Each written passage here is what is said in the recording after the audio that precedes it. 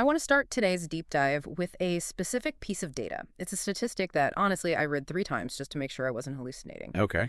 We are looking at a vocal range that spans 5 full octaves, specifically from F1 to BB6.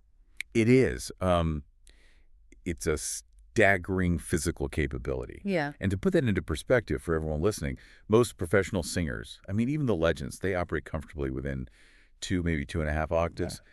F1 is a frequency that is so low, it's arguably more of a vibration in the floorboards than a musical note. It's this deep, guttural bass that you feel in your chest. And then on the other end, the BB6. BB6 is stratospheric. Yeah. I mean, that is soprano territory. Wow. That's the frequency of a tea kettle whistling or like a high-end dog whistle. It is higher than almost any other male rock singer in history has ever recorded. Mm-hmm. And the fact that one human being possesses the biology to hit both of those extremes is, frankly, an anomaly.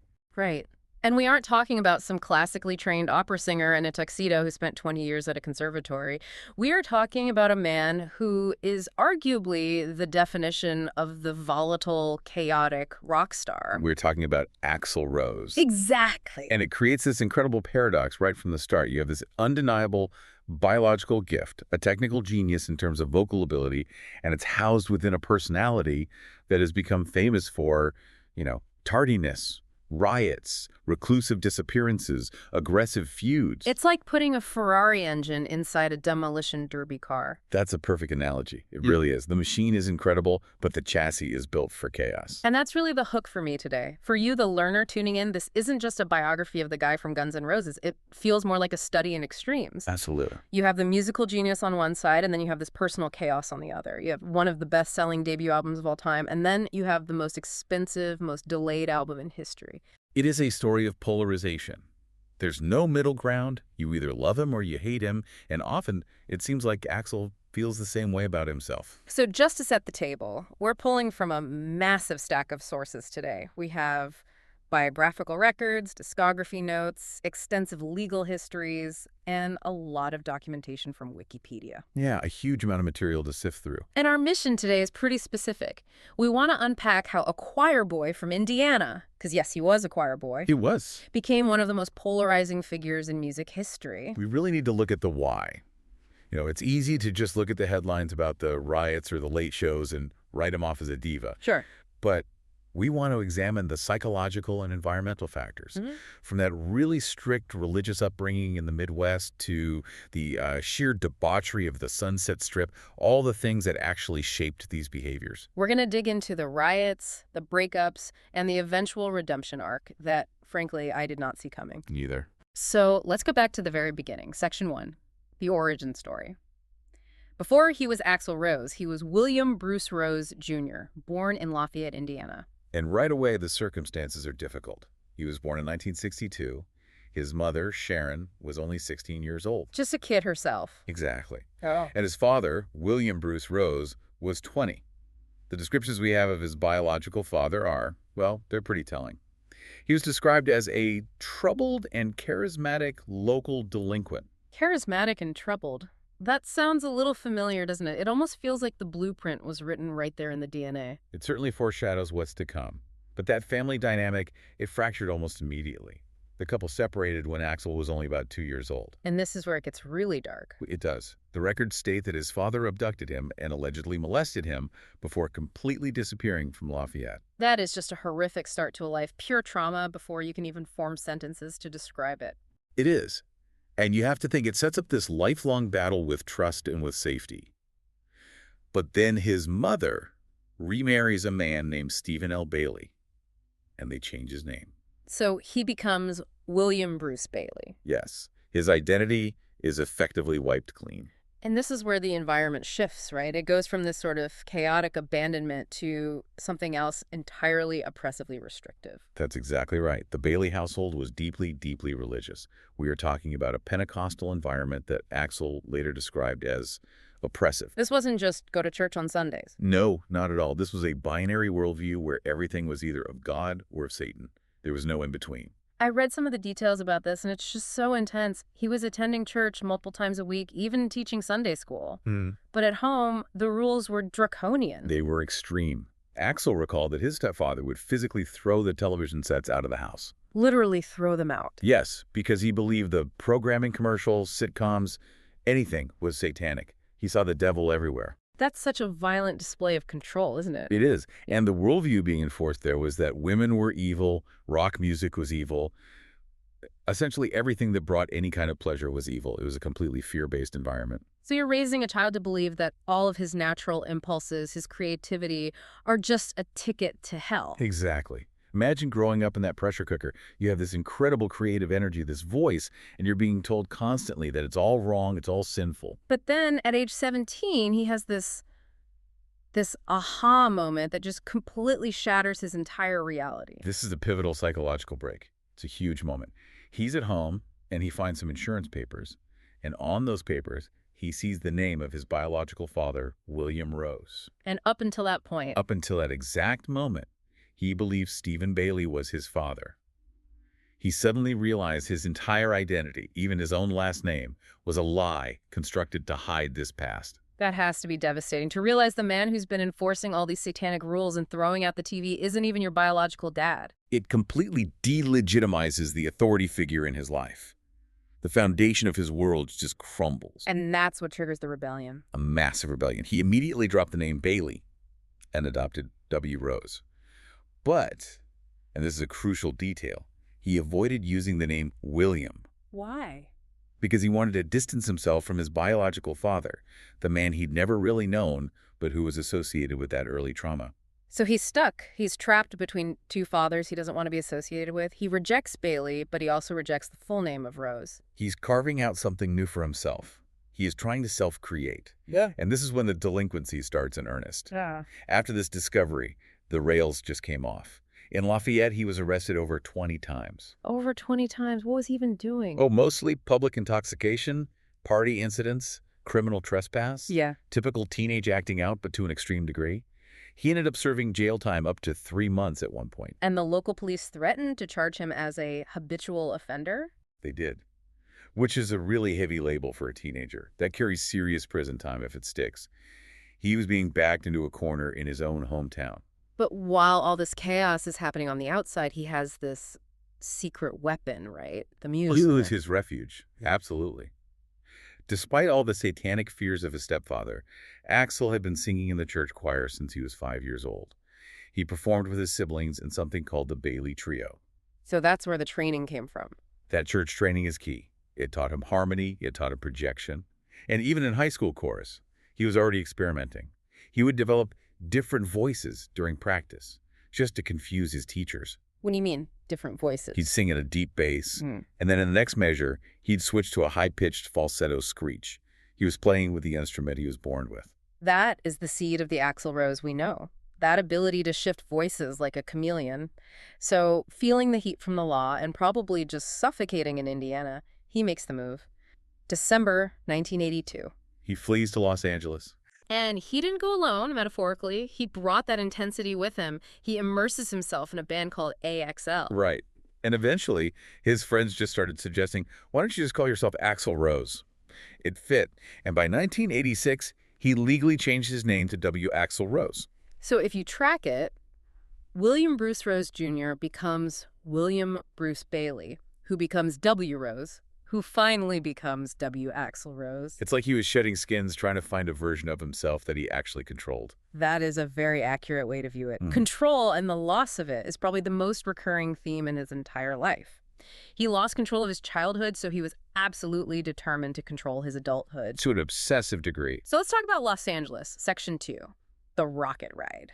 Because the mythology of Guns N' Roses is that they just appeared out of nowhere and took over the world. But it wasn't instant glitz and glamour, was it? Oh, not at all. This is the classic Sunset Strip hustle. They were living in absolute squalor. They had a practice space they called the Hell House, which, didn't have running water or a bathroom. So how were they surviving? Cheap wine and biscuits, mostly. They were starving artists in the truest sense. And working these terrible jobs. I saw Axl was a night manager at Tower Records on Sunset. He was, which is actually a great education for a musician. You get to see what people are actually buying, what's connecting. Ah. This is one of my favorite details. Yeah. He and Izzy Stradlin, his childhood friend, who also moved out there, Yeah. They participated in a medical study at UCLA to make money. Wait, I saw this in the notes. This can't be real. They were paid to smoke cigarettes. Yes. They were paid $8 an hour to just sit there and smoke cigarettes for a science study. That is the most 80s LA thing I have ever heard. It really speaks to the gritty reality of trying to survive before the big break. You are literally selling your body to science just to eat. Hilarious and grim all at the same time. $8 an hour to chain smoke. So he's bouncing between bands, Hollywood Rose, LA Guns, and eventually these pieces start to merge. It was a classic shuffling of lineups involving people like Tracy Guns and Chris Webber. But by June of 1985, the chemistry just clicked. You had the classic lineup. Axl Rose on vocals, Slash on lead guitar. Izzy Stradlin on rhythm guitar, Duff McKagan on bass, and Steven Adler on drums. It's such an interesting mix of people because you have Slash and Izzy bringing this sort of Aerosmith, Rolling Stones, bluesy vibe. Duff is a punk rocker from Seattle. Totally different background. And Axl is this metal-screaming choir boy from Indiana. It shouldn't work on paper, but it did. It was the volatility that made it work. It felt dangerous. And they captured that danger perfectly on Appetite for Destruction. Released July 1987. Now, looking back, we think of this album as this instant juggernaut.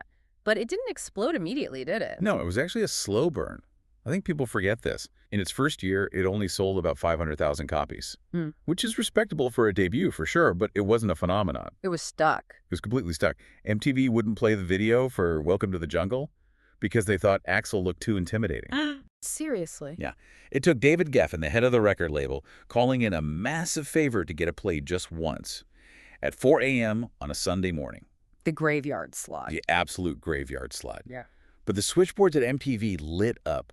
Kids who were up all night saw this video and just started calling in, demanding to see it again. It went from 4 a.m. one time to heavy rotation within weeks. And once that hit, the album just rocketed to #1.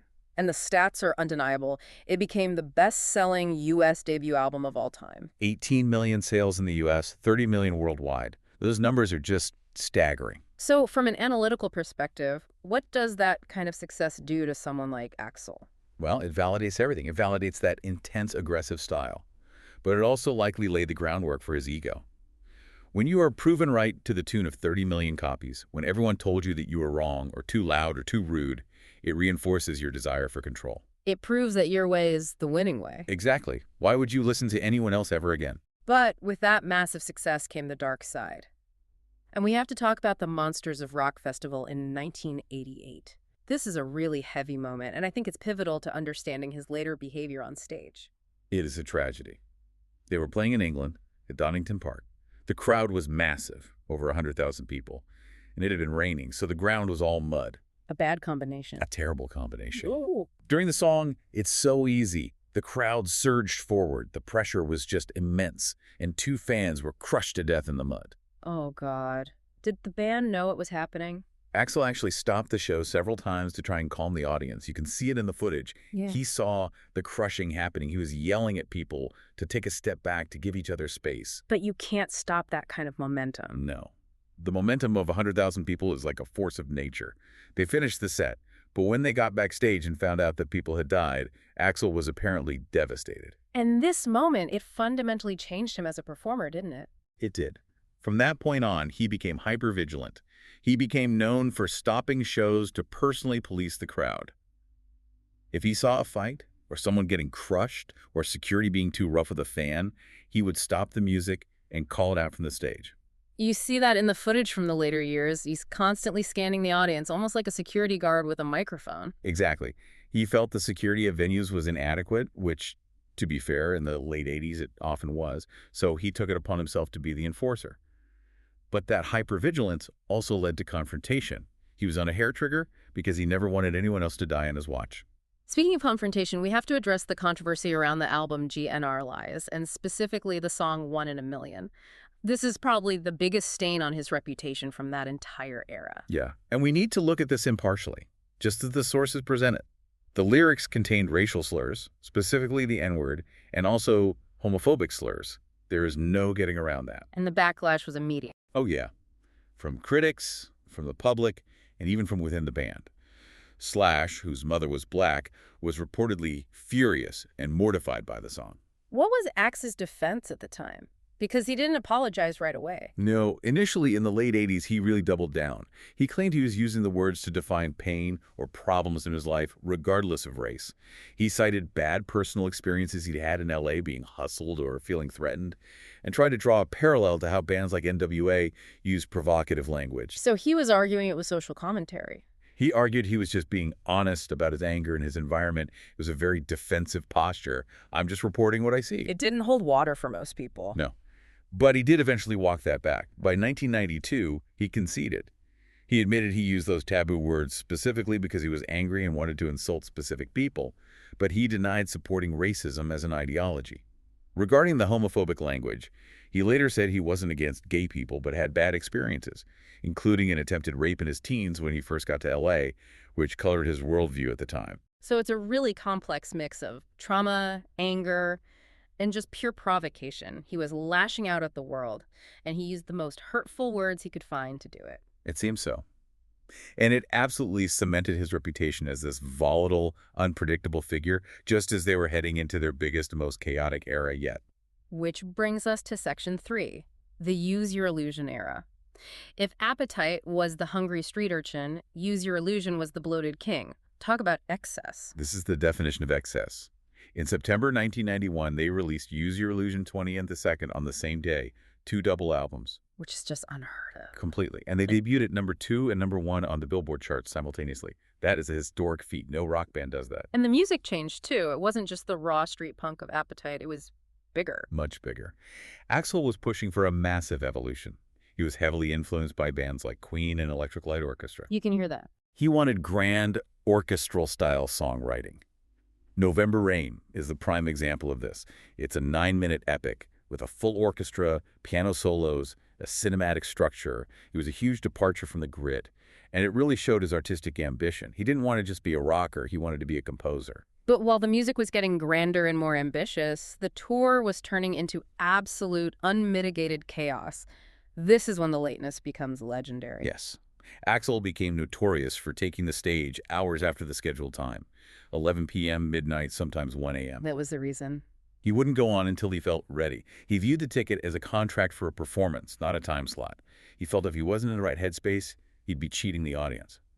But for the fans waiting and for the band waiting backstage, it was torture. And this tension, it just boiled over in St. Louis in 1991. The Riverport Riot. This is arguably the most famous meltdown in rock history. Break this down for us. What actually happened? Okay, so the band is playing. Axl is on stage. He sees a fan in the front row with a camera taking photos or video. Now, this was strictly against the rules at the time. Axl wanted to control his image completely. Right. So he asks security to confiscate the camera. He points the guy out. Get that guy. Take that. And security. They don't move fast enough. They were sluggish. Yeah. Or maybe they didn't see who he meant in the chaos. So Axl decides to handle it himself. Yells into the mic, "Well, thanks to the lame-ass security, I'll take it, goddammit." Yeah. And he literally dives off the stage into the crowd. I've seen the clip. It is absolutely wild. He launches himself like a missile. He tackles the fan, reportedly punches him, grabs the camera, then he gets pulled back onto the stage by his road crew. He's panting, he's furious. He grabs the microphone, smashes it onto the stage floor and yells, "I'm going home," and just walks off. Mic drop. And the crowd, understandably, did not take that well. No. They waited for a bit, thinking maybe he'd come back.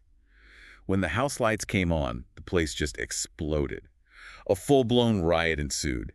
Fans were tearing the seats out of the floor, smashing all the gear on stage. How much damage did they do? An estimated $200,000 worth of damage to the venue. And Axl was eventually convicted of property damage and assault for that incident. And that wasn't even the only riot. There was Montreal in 1992. That was a different context, but equally disastrous. They were co-headlining with Metallica. Early in the night, James Hetfield from Metallica suffered severe burns from a pyrotechnics accident on stage. A horrific accident. Horrific. So their set was cut short.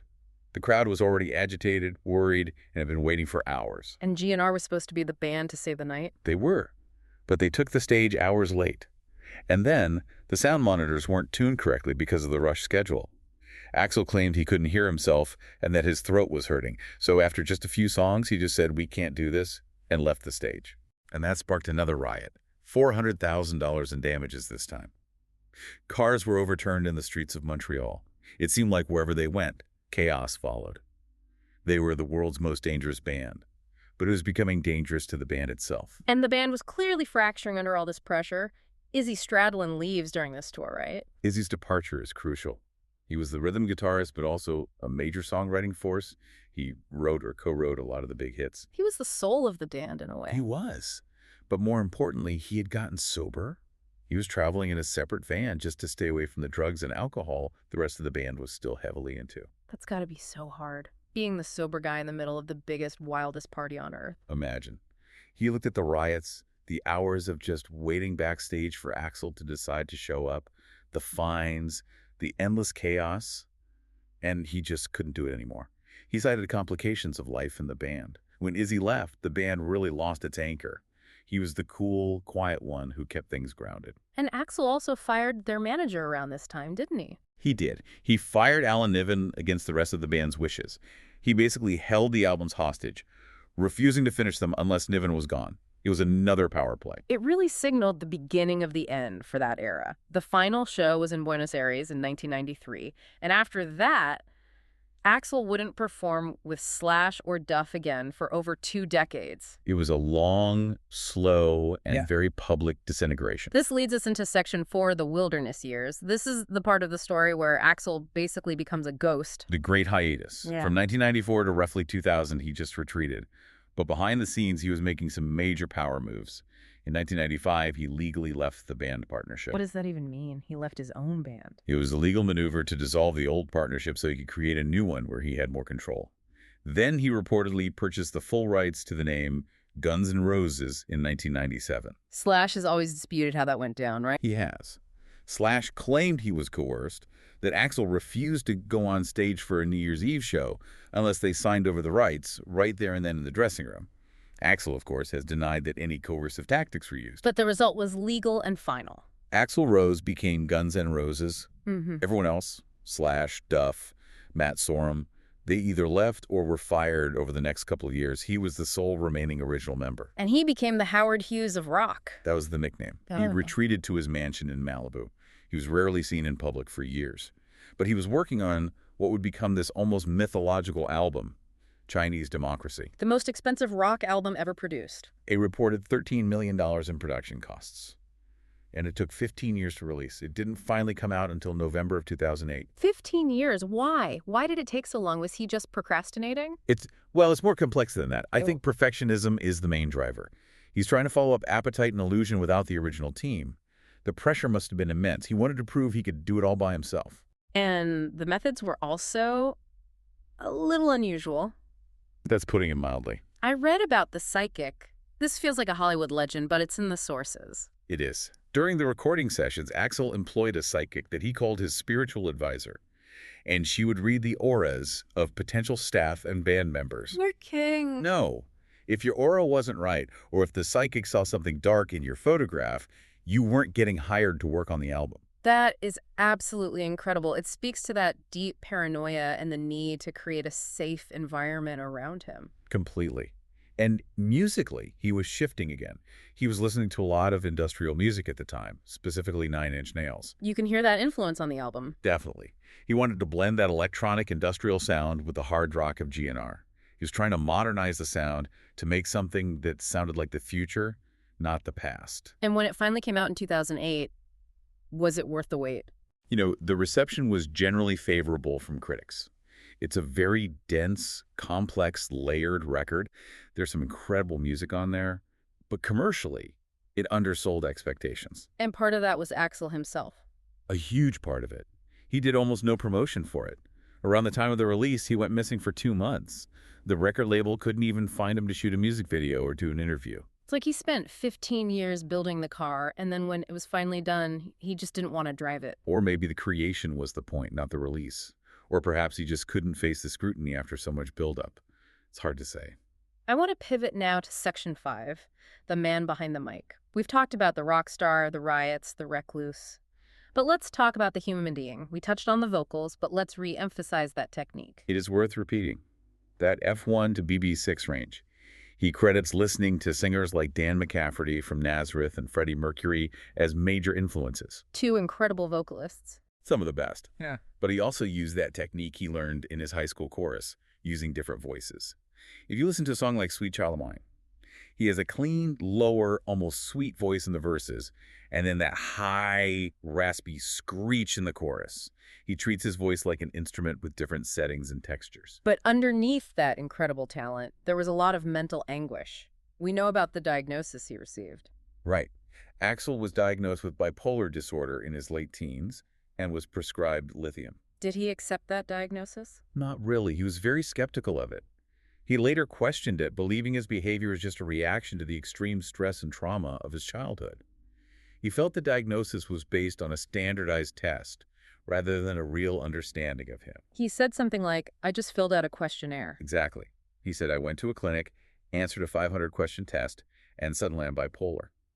He felt it was a label they put on him without understanding the cause of the behavior. So he looked for other ways to heal. He did. In the 90s, during that hiatus, he really embraced homeopathic medicine and, very interestingly, past life regression therapy. This is where the recovered memories come in, right? Yes. Through therapy, he publicly shared that he had recovered memories of being abused by his biological father at age 2. He claimed this abuse stunted his emotional development, and he famously said he was emotionally stuck at that age. He said, "When they talk about Axl Rose being a screaming 2-year-old, they're right." Which is a heartbreaking level of self-awareness. He knows he's acting out, but he feels trapped in that trauma response. It's like he's watching himself destroy things, but can't stop the impulse. And you can see how that trauma played out in his romantic relationships, too. His relationships were incredibly volatile. His marriage to Erin Everly, the daughter of Don Everly, and the inspiration for Sweet Child of Mine, was explosive. They got married in Vegas. They did, but Axl filed for divorce less than a month later. They reconciled, she became pregnant, but then suffered a miscarriage. Which devastated him. Deeply.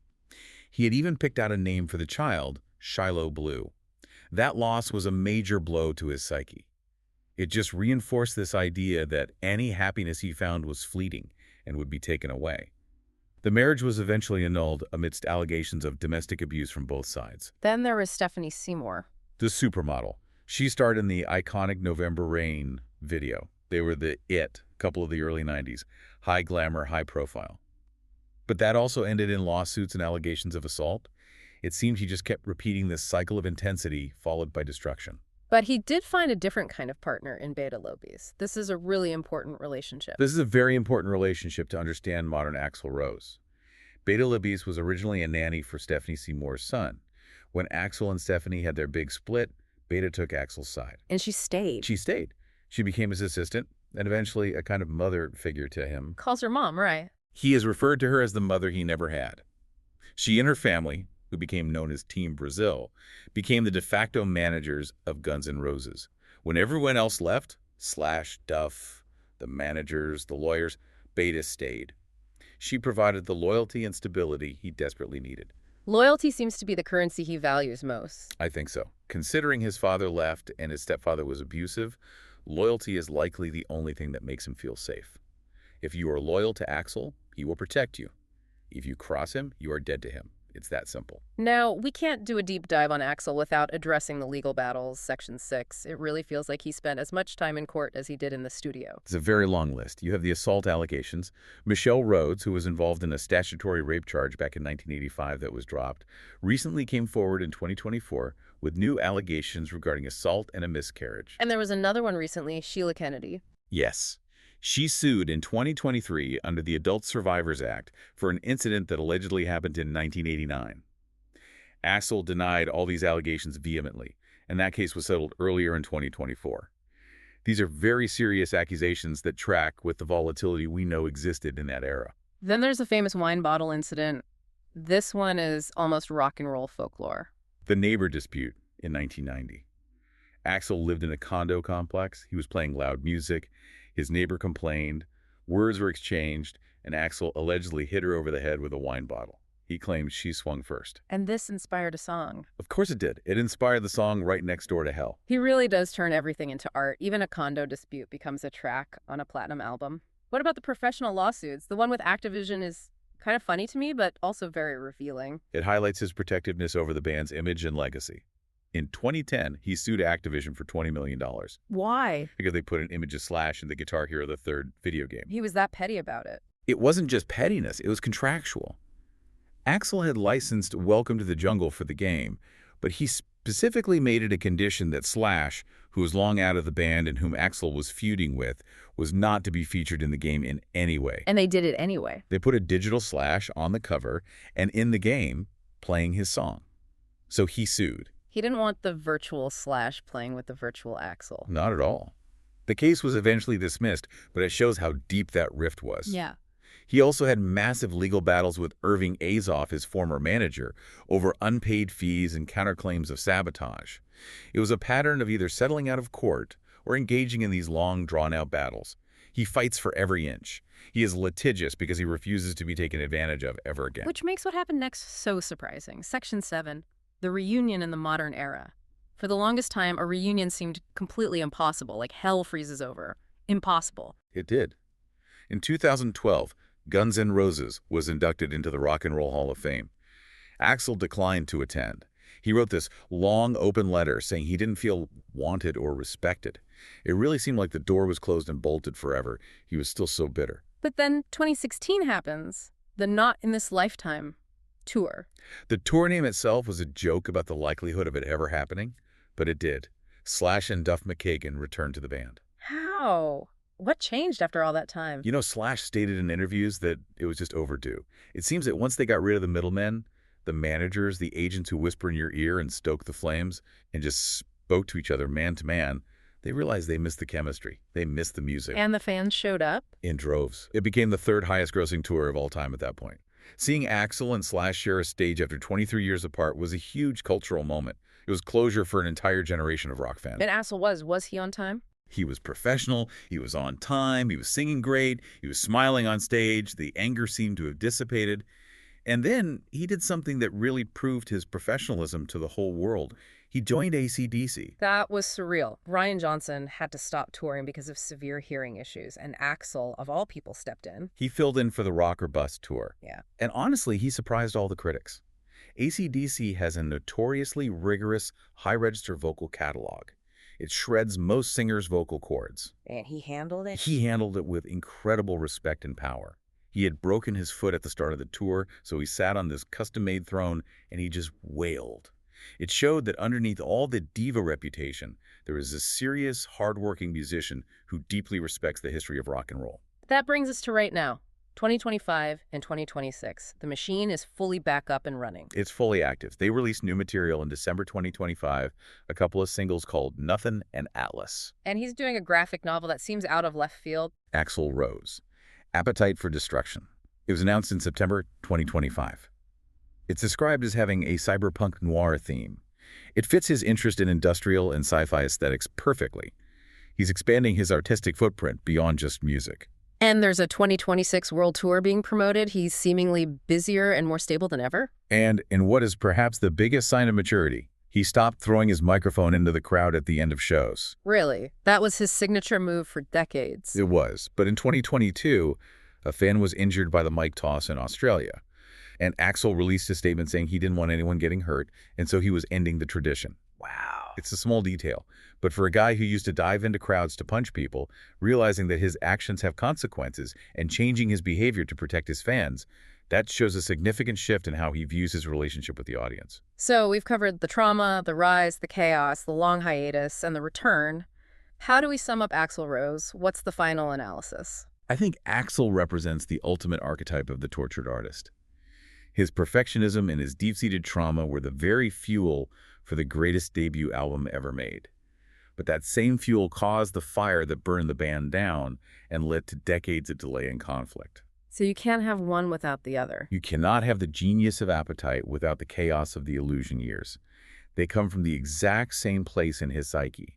He is a man who refused to compromise, even when it cost him everything. Here is my final thought for everyone listening. We spent years making jokes about Chinese democracy, about the the $13 million price tag. Right, it was a punchline. But considering his obsession with control, his deep distrust of the industry, and his history of being abused and manipulated, was that delay a failure of management? Or was it the ultimate act of artistic rebellion? He refused to release anything until he was ready, no matter what the world demanded. In a way, she held the entire music industry hostage for over a decade because he would not let them own him or his art. That's a fascinating question. In a world of fast food and fast content, Axl Rose made us wait. And now, watching him tour in 2026, seemingly at peace with Slash and Duff, releasing comics and new songs, have we finally seen the real Axl Rose? The one who, stripped of the need to fight everyone all the time, just wants to sing. I think we might be. And that five-octave range is still something to behold. It certainly is. Thanks for diving deep with us today. We'll catch you on the next one. Take care.